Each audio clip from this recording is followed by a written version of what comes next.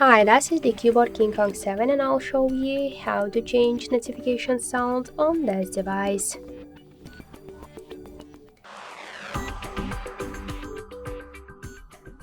So first open the settings app and then tap to the sound section. To change the notification sound, click to advanced, tap to default notification sound. Let's just tap on one from the available sounds which you will like. Tap to OK to save the changes, and that's it. So thank you guys for watching, and if you find this video helpful, leave thumbs ups and subscribe our channel.